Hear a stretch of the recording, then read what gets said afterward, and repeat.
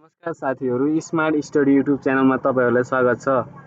आजको यस भिडियोमा हामीले कक्षा 12 को यानीमा सोध्न सक्ने निकै महत्त्वपूर्ण क्वेशनहरूलाई समेटेर मोडेल सेट तयार पारेका छौँ। त्योभन्दा पहिला हामीले सिलेबस पनि जान्नुपर्ने आवश्यकता हुन्छ। हामीलाई पाठ 1 बाट यो लामो 8 हो, छोटो लामो र छोटो छोटो साथीहरू। लामो एउटा क्वेशन आउँछ 8 मार्क्सको र अति छोटो 1 मार्क्सको एउटा आएर यसको अङ्कभार 9 हुन्छ। त्यस्तै हामीलाई 2 नम्बर पार्ट 2 बाट लामो उत्तर आउँदैन साथीहरू, 5 मार्क्सको एउटा आउँछ अनि अति छोटो 3 वटा आउँछ र यसको जम्मा अङ्कभार 8 हुन्छ। त्यस्तै हामीलाई महत्त्वपूर्ण भनेको पार्ट 3 हो। यसमा चाहिँ हामीलाई लामो उत्तर एउटा 8 मार्क्सको, छोटो उत्तर 5 मार्क्सको एउटा गरेर 13 मार्क्सको हुन्छ। त्यस्तै गरी हामी 4 नम्बरको सामाजिक संस्थाबाट हामीलाई 5 मार्क्सको दुईटा क्वेशन मात्रै आउँछ जसको अङ्कभार 10 हुन्छ। जस्तै हामीलाई पार्ट 5 को लामो उत्तर एउटा आउँछ, योबाट फिक्स हो साथीहरू। त्यस्तै अति छोटो 2 वटा आउँछ र यसको अङ्कभार 10 हुन्छ। त्यस्तै पार्ट 6 बाट हामीलाई लामो उत्तर सोध्दैन साथीहरू, छोटो उत्तर अथवा 5 मार्क्सको एउटा अनि 1 मार्क्सको 3टा सोध्छ साथीहरू र यसको अङ्कभार 8 हुन्छ। त्यस्तै हामीले पार्ट 7 बाट अति छोटो 2 वटा र छोटो चाहिँ 5 मार्क्सको एउटा गरी यसको अङ्कभार 7 हुन्छ। त्यस्तै पार्ट 8 बाट हामीलाई छोटो अथवा 5 मार्क्सको 2 वटा क्वेशन मात्र सोध्ने गर्छ र हामीलाई इम्पोर्टेन्ट पाठ भन्नाले खासमा हामीलाई 3 मार्क्सको 8 मार्क्सको धेरै आउने क्वेशन भनेको एउटा पार्ट 1 बाट अनि एउटा पार्ट 5 बाट र एउटा पार्ट 3 बाट आउने गर्छ साथीहरू। अब ढिला नगरी हामी क्वेशन तर्फ जाउँ। यो क्वेशन चाहिँ निकै महत्त्वपूर्ण क्वेशनहरू साथीहरू, मैले सब पहिलेको क्वेशनहरूलाई समेटेर बनाएको छु, निकै महत्त्वपूर्ण साथीहरू। र 1 नम्बर क्वेशन आएको छ, असमानताको एक वाक्यमा परिभाषा दिनुहोस्। समाजमा व्यक्ति वा समूह बीच अवसर, अधिकार र सम्पत्ति र सुविधामा हुने भिन्नताले असमानता भनिन्छ। त्यस्तै रहेको छ, सामाजिक परिवर्तन भनेको के हो? समाजको संरचना, मूल्य, मान्यता, व्यवहार र संस्थामा समयसँगै आउने परिवर्तनले सामाजिक परिवर्तन भनिन्छ। त्यस्तै रहेको छ 3 नम्बरमा, पेशा परिवर्तनले व्यक्तिको जीवनमा पार्न सक्ने कुनै 2 प्रभाव प्रस्तुत गर्नुहोस् भनेको छ। पेशा परिवर्तनले व्यक्तिको आर्थिक अवस्था र जीवनस्तरमा सुधार ल्याउन सक्छ। यसले नयाँ सिप, अनुभव र सामाजिक सम्बन्ध विस्तार गर्न मद्दत गर्छ। त्यस्तै विप्रेसर नेपालको अर्थतन्त्रको भरपर्दो साधन हुन सक्दैन, किन भनेको छ। उक्त विप्रेसर वैदेशिक रोजगारीमा निर्भर हुने भएकाले दीर्घकालीन रूपमा स्थिर हुँदैन। यसले उत्पादनशील क्षेत्रको विकासभन्दा उपभोग बढाउने भएकाले अर्थतन्त्र कमजोर हुन सक्छ। त्यस्तै हाम्रो 5 नम्बरको, बसाइसराईका कुनै 2 कारण लेख्नुहोस्। रोजगारी तथा राम्रो शिक्षा प्राप्त गर्न मानिसहरू बसाइ गर्छन्। अर्को रहेको छ, प्राकृतिक प्रकोप, गरीब वा असुरक्षाका कारण पनि बसाइसराई हुन्छ। त्यस्तै रहेको छ अर्को हाम्रो 6 नम्बरको क्वेशन, सहरीकरण भन्नाले के बुझिन्छ? सहरीकरण भन्नाले गाउँ वा ग्रामीण क्षेत्रका मानिसहरू सहरतिर बसाइ सर्ने र सहरको विस्तार तथा विकास हुने प्रक्रियालाई सहरीकरण भनिन्छ। त्यस्तै हाम्रो 7 नम्बर क्वेशन रहेको छ, विकासको समाजशास्त्रीय अवधारणा लेख्नुहोस्। समाजमा आर्थिक, सामाजिक, सांस्कृतिक र संस्थागत क्षेत्रमा सकारात्मक परिवर्तन आउनुलाई विकासको समाजशास्त्रीय अवधारणा भनिन्छ। त्यस्तै संघीयता भनेको के हो? राज्य शक्ति केन्द्र, प्रदेश र स्थानीय तहबीच बाँडफाँड गरी शासन सञ्चालन गर्ने प्रणालीलाई संघीयता भन्छ। जस्तै यो नेपालमा पनि आधारित छ।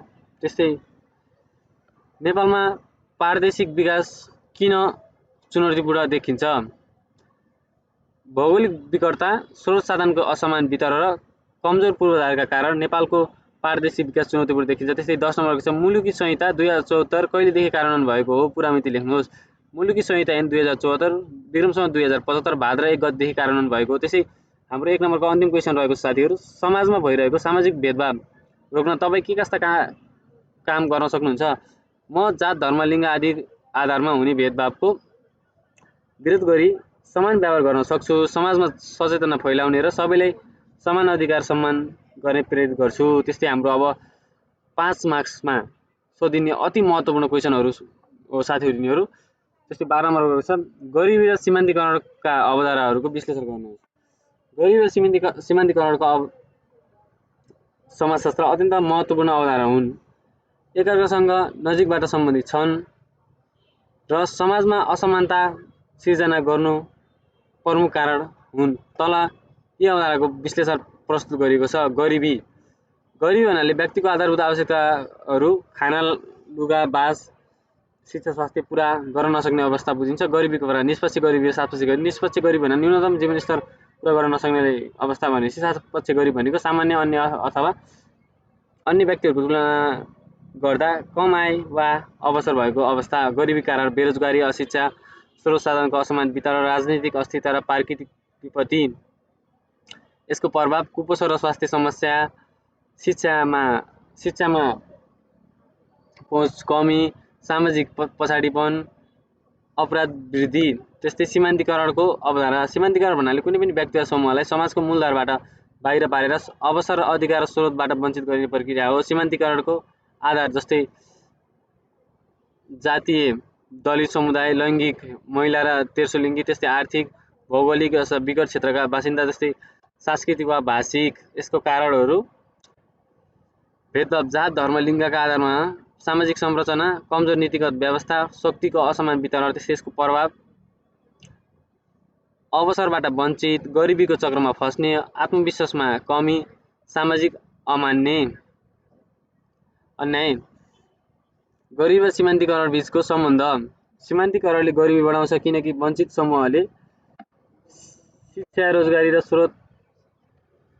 गरिबी र सीमान्तीकरण बीचको सम्बन्ध। सीमान्तीकरणले गरिबी बढाउँछ किनकि वञ्चित समूहले शिक्षा, रोजगारी र स्रोतमा पहुँच पाउँदैनन्। गरिबीले पनि सीमान्तीकरणलाई मजबुत बनाउँछ किनकि गरिबी व्यक्तिहरू समाजमा कम प्रभावशाली हुन्छन्। यसरी यी दुवै एकअर्कालाई बलियो बनाउन चक्रमा बाँधिएको हुन्छन्।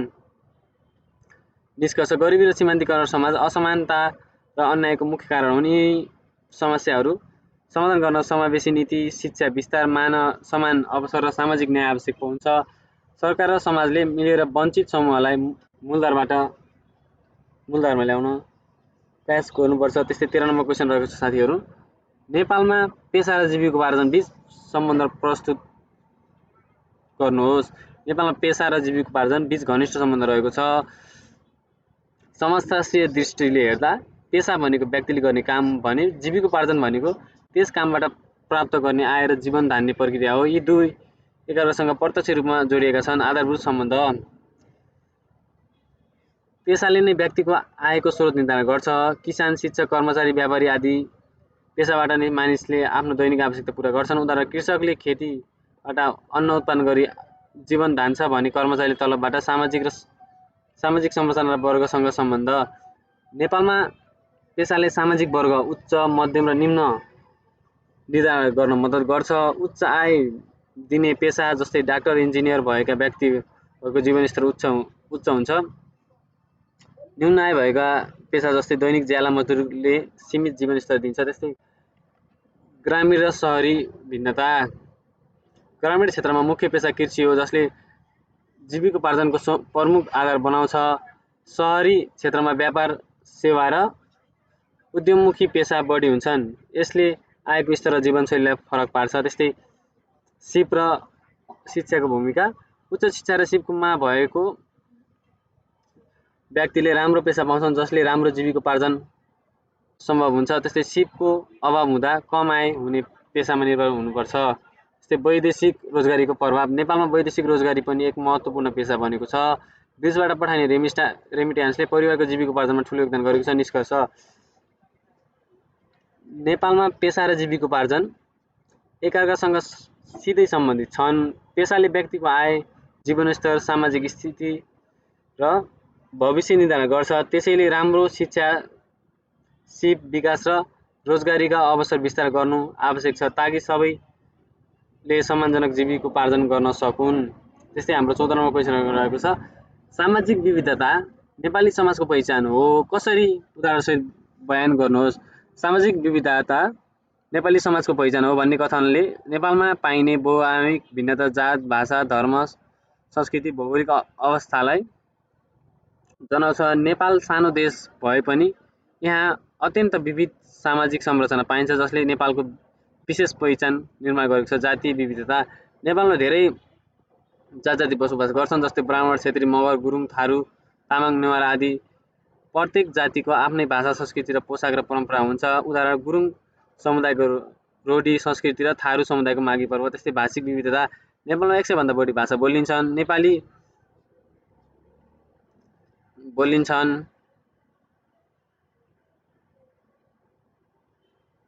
नेपाली राष्ट्रभाषा भए पनि मैथिली, भोजपुरी र थारू, तामाङ, नेवारी आदि भाषाहरू प्रचलित छन्। उदाहरण तराई क्षेत्रमा मैथिली र भोजपुरी, पहाडी क्षेत्रमा नेपाली र तामाङ भाषा। त्यस्तै धार्मिक विविधता नेपालमा विभिन्न धर्मका मानिसहरू सहअस्तित्व बस्छन्। हिन्दू, बौद्ध, इस्लाम, किराँत, क्रिस्चियन आदि धर्म मानिन्छन्। उदाहरण हिन्दूहरूको दसैँ, बौद्धहरूको बुद्ध जयन्ती र मुस्लिमहरूको ईद। सांस्कृतिक विविधता प्रत्येक समुदायको आफ्नै संस्कार, चाडपर्व, नाचगान, रीतिरिवाज हुन्छन्। उदाहरण नेवार समुदायको इन्द्र जात्रा, मगर समुदायको सोरठी नाच। त्यसकै भौगोलिक विविधता नेपालमा हिमाल पहाड तराई गरी 3 भागमा विभाजन गरिएको छ। यसले जीवनशैली, पेशा र संस्कृतिमा फरक बनाउँछ। उदाहरण हिमालमा क्षेत्रमा याक पालन र तराई क्षेत्रमा धान खेती। यसको निष्कर्ष यी सबै विविधताहरू मिलेर नेपाली समाजको विशेष पहिचान निर्माण गर्छन्। भिन्नता हुँदाहुँदै पनि नेपाली समाजमा एकता, सहिष्णुता र सहअस्तित्व देखिन्छ। त्यसैले सामाजिक विविधता नै नेपालको शक्ति र सुन्दरता हो भन्ने निष्कर्ष निकाल्छ। नेपालमा परिवार प्रथामा आएको परिवर्तन के छन् बुदागत रूपमा लेख्नुहोस्। नेपालमा परिवार प्रथामा समयसँगै विभिन्न सामाजिक, आर्थिक र सांस्कृतिक कारकहरूले महत्त्वपूर्ण परिवर्तन आएका छन्। ती परिवर्तन बुदागत रूपमा यस प्रकार छन्। नेपालले परिवार प्रथामा आएको परिवर्तन: संयुक्त परिवारबाट एकल परिवारतर्फ रूपान्तरण। पहिले संयुक्त परिवार प्रचलित थियो, अहिले एकल परिवार बन्दै गएको छ। त्यस्तै परिवारको आकार सानो हुनु, सन्तानको सङ्ख्या घट्दै गएकाले परिवारको आकार सानो बन्दै गएको छ। त्यस्तै महिलाको भूमिकामा परिवर्तन: महिलाहरू शिक्षित र आत्मनिर्भर हुँदै रोजगारीमा संलग्न हुन थालेका छन्। निर्माण प्रक्रियामा पनि महिलाहरू सहभागिता बढेको छ। त्यस्तै विवाह प्रथामा परिवर्तन: बालविवाह घट्दै गएको छ। प्रेम विवाह र अन्तर्जातीय विवाह बढ्दै गएको छ। परिवारको कार्यमा परिवर्तन: पहिला परिवारले उत्पादन, शिक्षा, समाजीकरण सबै काम गर्थ्यो। अहिले यी कार्यहरू विद्यालय, उद्योग आदि संस्थाले लिन थालेका छन्। त्यस्तै निष्कर्ष यसको यी सबै परिवर्तनले नेपाली परिवारलाई परम्परागत स्वरूपबाट आधुनिक तर्फ लैजान्छन्। यसले सकारात्मक स्वतन्त्रता, समानता, नकारात्मक एकता, कमी, वृद्धको हेरचाहमा समस्या दुवै प्रभाव पारेको देखिन्छ। 16 नम्बर क्वेसन रहेको छ। यो निकै महत्त्वपूर्ण क्वेसन हो साथीहरू। नेपालमा सामाजिक संस्थाले गरेका कार्य विवादित भई सामाजिक टीका टिप्पणी हुन गरेको पाइन्छ। यस सन्दर्भमा आफ्नो धारणा लेख्नुहोस्। नेपालमा सामाजिक संस्थाहरू जस्तै गैर सरकारी संस्था, सामुदायिक समूह, धार्मिक संस्था आदि समाज विकास, सेवा र सचेतनामा महत्त्वपूर्ण भूमिका खेल्छन्। तर पछिल्ला वर्षमा तिनका कार्यहरू कहिलेकाहीँ विवादित बन्न र सार्वजनिक टीका टिप्पणी हुने अवस्था पनि देखिन्छ। यस सन्दर्भमा मेरो धारणा यस प्रकार छ। पारदर्शिता र उत्तरदायित्वको अभाव: केही संस्थाहरूले आर्थिक स्रोतको प्रयोग पारदर्शी रूपमा नगर्दा शङ्का र आलोचना उत्पन्न हुन्छ। यसले जनविश्वास कमजोर बनाउँछ। त्यस्तै उद्देश्यभन्दा व्यक्तिगत स्वार्थ हाबी: कहिलेकाहीँ संस्थाका नेतृत्व र सदस्यहरूले व्यक्तिगत फाइदाका लागि प्राथमिकता दिन्छन्। उदाहरण परियोजनाको कार्य, परियोजनाको रकम दुरुपयोग, आफ्नो नजिकका व्यक्तिलाई मात्र लाभ दिने। त्यस्तै 3 नम्बर छ विदेशी प्रभाव र सांस्कृतिक संवेदनशीलता: कतिपय संस्थाहरू विदेशी एजेन्डाबाट प्रभावित भएका आरोप लाग्ने गर्छ। यसले स्थानीय सरकार, परम्परा र मूल्यसँग टकराव ल्याउँछ। त्यस्तै रहेको छ 4 नम्बरमा कार्यक्षेत्र र प्रभावकारितामा कमजोरी: केही संस्थाहरूले वास्तविक समस्याभन्दा देखावटी कार्यक्रम सञ्चालन गर्ने गर्छन्। परिमाणमुखी काम नहुँदा जनताले आलोचना गर्छन्। त्यस्तै 5 नम्बर छ सञ्चार माध्यम र सामाजिक सञ्जालको भूमिका: आजभोलि साना घटनाहरू पनि सामाजिक सञ्जालमा छिटो फैलन्छन्। सही गलत दुवै सूचना फैलँदा संस्थाहरू आलोचनाको केन्द्रमा पर्छन्। यसको निष्कर्ष मेरो धारणा सामाजिक संस्थाहरू सामाजिक परिवर्तनमा महत्त्वपूर्ण आधार हुन्, तर तिनीहरूले पारदर्शिता, उत्तरदायित्व, स्थानीय आवश्यकतामा आधारित कार्यक्रम र नैतिकता अपनाउनुपर्छ। साथै जनताले पनि तथ्यमा आधारित आलोचना गर्नुपर्छ। यसरी मात्र सामाजिक संस्थाप्रति विश्वास बढ्न सक्छ र उनीहरूको कार्यप्रभारी बन्न सक्छ। जस्तै अहिले नेपालको सरकारको कसैले राम्रो पनि भन्छन्, कसैले नराम्रो पनि बालन सरकारको, त्यस्तै हो यो भनेको पनि। त्यस्तै 17 मा क्वेसन रहेको छ, नेपालमा स्थानीय विकासका आयामहरू उल्लेख गर्दै साथीहरू बीचको संवाद तयार पार्नुहोस्। नेपालमा स्थानीय विकासका आयामहरू उल्लेख गर्दै साथीहरू बीच संवाद यस प्रकार प्रस्तुत गरेको छ। साथीहरू बीचको संवाद। राम, साथीहरू स्थानीय विकास भन्नाले के बुझिन्छ? सीता, स्थानीय विकास भनेको गाउँ वा समुदायको समग्र उन्नति हो जसमा आर्थिक, सामाजिक र भौतिक पक्ष समावेश हुन्छ। हरि, त्यसका आयामहरू के हुन्छन् त? सीता, धेरै छन् तर मुख्य रूपमा आर्थिक, सामाजिक, पूर्वाधार, वातावरण र संस्थागत विकास हुन्। राम, आर्थिक विकास भनेको के हो? स्थानीय स्तरमा रोजगारी सिर्जना, कृषि सुधार, साना उद्योग स्थापना जस्ता कुराले आर्थिक विकास हुन्छ। जस्तै सीता, सामाजिक विकास पनि महत्त्वपूर्ण हुन्छ। राम, कसरी? शिक्षा, स्वास्थ्य, लैङ्गिक समानता र सामाजिक न्याय सुधार्न सामाजिक विकास हो। त्यस्तै हाम्रो हरिले सोधेको छ, हरि, पूर्वाधार विकास पनि आवश्यक छ। राम, उदाहरण देऊ न? सडक, खानेपानी, विद्युत, सञ्चार जस्ता आधारभूत संरचना निर्माण गर्नु हो। त्यस्तै राम, अब त बुझियो, स्थानीय विकास त धेरै आयामहरू मिलेर बनेको रहेछ। सीता, हो नि, सबै आयाम सन्तुलित रूपमा विकास भए मात्र समग्र प्रगति सम्भव हुन्छ। निष्कर्ष, यस सम्बन्धबाट स्पष्ट हुन्छ कि नेपालमा स्थानीय विकास बहुआयामिक प्रक्रिया हो जसमा आर्थिक, सामाजिक, पूर्वाधार, वातावरण र संस्थागत पक्षको सन्तुलित विकास आवश्यक हुन्छ। त्यस्तै हाम्रो 18 नम्बरको महत्त्वपूर्ण क्वेसन हो साथीहरू, यो पनि मुलुकी एनबाट। मुलुकी एनको सम्पत्ति र अंशबन्डा महल तपाईको जीवनमा कसरी प्रयोगी भएको छ लेख्नुहोस्। हामीलाई सोध्ने भनेको साथीहरू त्यो हामीले रटेकै क्वेसन पनि आउँदैन, हामीलाई किताबमा पढेको प्लस आफूले लेख्न सक्ने तरिकाले आउँछ। त्यसको लागि हामी त्यो रट्नु पनि हुँदैन, तर यसको मूल भाव बुझे पुग्छ साथीहरू। मुलुकी एनको सम्पत्ति र अंशबन्डा महलको प्रयोग योग्यता। 1 मा सम्पत्तिको समान अधिकार सुनिश्चित गर्ने। यस कानुनले छोराछोरीलाई समान रूपमा सम्पत्तिको अधिकार दिएको छ। मेरो परिवारमा यसले लैङ्गिक समानता र न्यायको भावना बढाउँछ। त्यस्तै परिवारभित्र विवाद समाधान गर्न सहयोग। अंशबन्डा सम्बन्धी स्पष्ट नियम भएकाले सम्पत्ति बाँडफाँडमा झगडा कम हुन्छ। यसले पारिवारिक सम्बन्ध राम्रो राख्न मद्दत गर्छ। त्यस्तै अर्को रहेछ, कानुनी सचेतता बढाउनु। आफ्नो अधिकार र कर्तव्य बुझ्न मद्दत गर्छ र म आफै र अरूलाई पनि कानुनी जानकारी दिन सक्छु। अर्को रहेछ, आर्थिक सुरक्षा प्रदान गर्ने। प्रत्येक सदस्यले आफ्नो हिस्सा पाउने भएकाले भविष्य सुरक्षित हुन्छ। यसले आत्मनिर्भर बन्न प्रेरित गर्छ। त्यस्तै रहेको छ 5 नम्बरमा, सामाजिक न्याय स्थापना गर्ने। विभेद रहित रूपमा सम्पत्ति वितरण हुने भएकाले समाजमा न्याय कायम हुन्छ। यसले समान अवसरको भावना विकास गर्छ। यसको निष्कर्ष रहेको छ, मुलुकी ऐनको सम्पत्ति र अंशबन्डा महल मेरो जीवनमा अत्यन्त उपयोगी छ किनकि यसले समानता, न्याय, सुरक्षा, पारिवारिक सद्भाव कायम गर्न मद्दत गर्छ। त्यसैले यसको ज्ञान प्रत्येक नागरिकका लागि आवश्यक छ।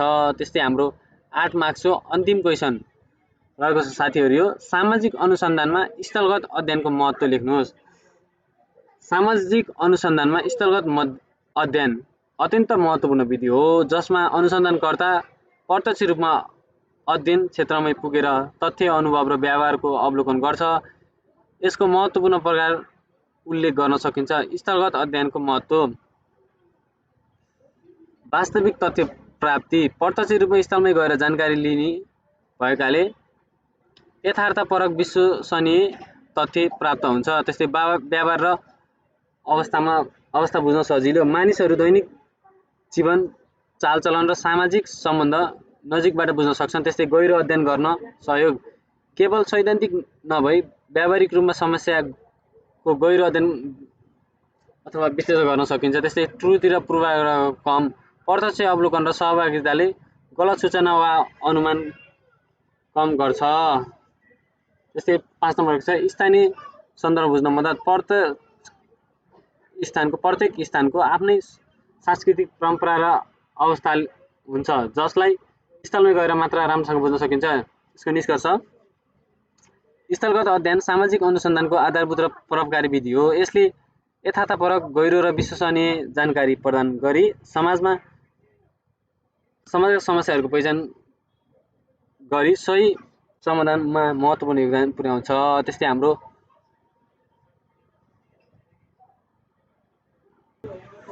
हामीलाई 8 मार्क्स 5 मार्क्स सोध्ने क्वेसनहरू यस्तै यस्तै हुनु साथीहरू। कृपया यसलाई स्क्रिनसट लिएर पनि सेल्फ स्टडी गर्न सक्नुहुन्छ, किनकि यो निकै महत्त्वपूर्ण क्वेसनहरू हो साथीहरू। मैले विगतका वर्षहरूमा सोधिएका सेटहरूलाई हेरेर यो मोडेल सेट तयार पारेको हुँ, त्यसैले निकै महत्त्वपूर्ण छ। र हामीलाई 8 मार्क्समा सोधिने क्वेसनहरू नेपालमा बसाइसराई प्रवृत्तिको विश्लेषण गर्नुहोस्। नेपालमा बसाइसराई विगत केही दशक यता तीव्र रूपमा बढ्दै गएको छ। यसको प्राकृतिक, सामाजिक, आर्थिक, राजनीतिक र भौगोलिक कारणहरू प्रभावित भएका देखिन्छ। यसका निम्नानुसार विश्लेषण गर्न सकिन्छ। बसाइसराईका प्रवृत्ति ग्रामीण क्षेत्रबाट सहरी क्षेत्रमा बसाइसराई तीव्र भएको छ। अर्को रहेछ पहाड र हिमालबाट तराई तथा सहरतर्फ जनसङ्ख्या सरेको देखिन्छ। वैदेशिक रोजगारीका लागि विदेश जाने क्रम उल्लेखनीय रूपमा बढेको छ। त्यसै बसाइसराईका प्रमुख कारण यसमा रहेको छ आर्थिक कारण, रोजगारीको अभाव र गरिबीको कारण मानिसहरू सहर वा विदेशतर्फ सर्छन्। राम्रो आम्दानीको खोजी मुख्य कारण हो। त्यस्तै शैक्षिक र स्वास्थ्य सुविधा, गाउँमा राम्रो विद्यालय, कलेज र अस्पतालको अभावले सहरतर्फ आकर्षण बढाउँछ। त्यस्तै रहेको छ भौगोलिक तथा प्राकृतिक कारण, प्राकृतिक विपत्ति, पहिरो, बाढी, भूकम्पका कारण मानिसहरू सुरक्षित स्थानतर्फ सर्छन्। त्यस्तै सामाजिक तथा राजनीतिक कारण, असुरक्षा वा सामाजिक विभेदले पनि बसाइसराई बढाउँछ। त्यस्तै रहेको छ बसाइसराईका प्रकार, आन्तरिक बसाइसराई र बाह्य बसाइसराई। यो हामीले 1 मार्क्समा पनि सोध्न सक्छ साथीहरू। आन्तरिक बसाइसराई भनेको देशभित्र वा एक ठाउँबाट अर्को ठाउँमा सर्नु हो। देशभित्रै भनेपछि बाह्य बसाइसराई देशतर्फ सर्नु, जस्तै वैदेशिक रोजगारी। त्यस्तै अर्को रहेको छ बसाइसराईका प्रकार, सकारात्मक प्रभाव र नकारात्मक प्रभाव। रेमिटेन्सबाट राष्ट्रिय अर्थतन्त्रमा योगदान, जीवनस्तरमा सुधार, नयाँ सिप र अनुभवको प्राप्ति। नकारात्मक प्रभाव गाउँमा जनशक्तिको अभाव, सहरमा अत्याधिक जनसङ्ख्या र अव्यवस्थित बसोबास, पारिवारिक विखण्डन, कृषि उत्पादनमा कमी। वर्तमान अवस्था नेपालमा वैदेशिक रोजगारी मुख्य बसाइसराईका रूपमा बनेको छ। काठमाडौँ लगायत ठुला सहरहरूमा जनसङ्ख्या अत्याधिक केन्द्रित हुँदै गएको छ। त्यसको निष्कर्ष रहेको छ नेपालमा बसाइसराईको प्रवृत्ति आर्थिक अवसरको खोजी र आधारभूत सेवाको असमान वितरणसँग जोडिएको छ। यसको सकारात्मक प्रभाव पनि भए पनि नकारात्मक असरलाई न्यून गर्न सन्तुलित क्षेत्रीय विकास, रोजगारी सृजना र पूर्वाधार विस्तार गर्न आवश्यक छ। त्यस्तै हाम्रो 8 मार्क्सको अर्को 21 नम्बर क्वेसन रहेको छ नेपालमा परिवार प्रथामा आएको परिवर्तन व्याख्या गर्नुहोस्। परिवार सामाजिक आधारभूत संस्था हो। समाजमा परिस्थिति, शिक्षा, आर्थिक अवस्था वा आधुनिक प्रवृत्तिको विकाससँगै नेपालमा परिवार प्रथामा उल्लेखनीय परिवर्तन आएको छ। पहिले नेपाली समाजमा संयुक्त परिवारको प्रचलन बढी थियो भने अहिले एकल परिवारको सङ्ख्या बढ्दै गएको छ। यसको परिवर्तनले सामाजिक, आर्थिक र सांस्कृतिक जीवनमा ठुलो प्रभाव पारेको छ। यसलाई बुँदागत रूपमा व्याख्या गर्दा एकमा रहेको छ संयुक्त परिवारको कमी। पहिले संयुक्त परिवार बढी प्रचलनमा थियो, अहिले यसको सङ्ख्या घट्दै गएको छ। अर्को रहेको छ एकल परिवारको वृद्धि, शिक्षा, रोजगारी र सहरीकरणको कारण एकल परिवार बढेको छ। त्यस्तै महिलाको भूमिकामा परिवर्तन, महिलाहरू शिक्षित र आत्मनिर्भर बन्दै निर्णय प्रक्रियामा सहयोग हुन थालेका छन्। त्यस्तै 4 नम्बर रहेको छ सहरीकरणमा प्रभाव, गाउँबाट सहर बसाइसराई बढ्दा परिवारको संरचनामा परिवर्तन आएको छ। त्यस्तै दैनिक वैदेशिक रोजगारीको प्रभाव, रोजगारीका लागि विदेश जाने प्रवृत्तिले परिवारको सदस्य अलग बस्न थालेका छन्। सानो परिवारको अवधारणा, कम सन्तान जन्माउने र सानो परिवारलाई प्राथमिकता दिने चलन बढेको छ। आधुनिक सोचको विकास, पुराना परम्परागत सोचमा परिवर्तन आई आधुनिक जीवनशैली अपनाउन थालिएको छ। त्यस्तै 8 नम्बर रहेको छ बालबालिकाको शिक्षा र स्वास्थ्यमा ध्यान, परिवारले शिक्षा, स्वास्थ्य र भविष्य निर्माणमा बढी लगानी गर्न सक्छन्। यो परिवारको बाट यो चाहिँ निकै इम्पोर्टेन्ट क्वेसन हो साथीहरू। यो विगतको वर्षमा लगभग सोधिरहेको प्रश्न हो। त्यसैले यसलाई स्क्रिनसट लिएर तपाईँले आरामसँग अध्ययन गर्न पनि सक्नुहुन्छ। त्यस्तै हाम्रो अन्तिम क्वेसन रहेको छ नेपाली समाजमा असमानताको आयामहरू विस्तृत चर्चा गर्नुहोस्। नेपालमा सामाजिक असमानता बहुआयामिक र जटिल समस्या हो। यसले व्यक्तिको जीवन, अवसर, सामाजिक स्थिर र अधिकारमा फरक पार्छ। असमानता केवल आर्थिक मात्र नभई जातीय, लैङ्गिक, भौगोलिक र राजनीतिक पक्षसँग पनि जोडिएको हुन्छ। यहाँ नेपाली समाजमा असमानताका मुख्य आयामहरू विस्तृत रूपमा चर्चा गरिएको छन्। आर्थिक असमानता परिभाषा: व्यक्तिहरूको आय, सम्पत्ति र रोजगारी जीवनस्तरमा फरक, विशेषता: सहर र ग्रामीण क्षेत्रमा आयको ठूलो भिन्नता, उच्च वर्ग र मध्यम निम्न वर्गबीच सम्पत्ति विवरणमा असमान, वैदेशिक रोजगार र पेशागत अवसरमा असमान पहुँच, काठमाडौँका पेशागत वर्ग र पहाडी गाउँका कृषक परिवारबीचको आर्थिक फरक। त्यस्तै रहेको छ हाम्रो जातीय तथा सामुदायिक असमानता परिभाषा: जाति, समुदाय वा सामाजिक समूह अनुसार अवसर र अधिकारमा भेदभाव, विशेषता: उच्च जाति, ब्राह्मण, क्षेत्रीय, आदिवासी जनजाति, मगर, थारू, तामाङ बीच सामाजिक सुविधा तथा शिक्षा पहुँचमा भिन्नता। अर्को रहेछ राजनीतिक प्रतिनिधित्वमा असमानता। जस्तै उदाहरण: पहाडमा उच्च जातिहरूले सरकारी जागिरमा सजिलो पहुँच तर आदिवासी दलित समुदायलाई कम प्रतिनिधित्व। लैङ्गिक असमानता परिभाषा: महिला र पुरुषबीच अधिकार, अवसर र संसाधनको भिन्नता, विशेषता: शिक्षा, स्वास्थ्य र रोजगारीमा महिला कम प्रतिनिधित्व, पारिवारिक निर्णय र सम्पत्ति अधिकारमा महिलाहरूको सीमित भाग। उदाहरण: गाउँमा महिला अझै पनि भूमिकामा सीमित छन् भने पुरुष घर, परिवार र समाजमा बढी निर्णयकर्ता छन्। भौगोलिक असमानता परिभाषा: क्षेत्रीय रूपमा विकास र सुधार फरक हुन्छन्, विशेषता: तराई क्षेत्रमा अपेक्षाकृत विकसित, पहाड र हिमालमा क्षेत्रमा पिछडिएका। सडक, स्वास्थ्य, शिक्षा र रोजगारीका अवसर फरक। उदाहरण: काठमाडौँ, ललितपुर, पोखरा जस्ता सहर र मुस्ताङ, जुम्ला जस्ता गाउँबीच विकासको ठूलो खाडल। शैक्षिक असमानता अर्को रहेको छ शैक्षिक असमानता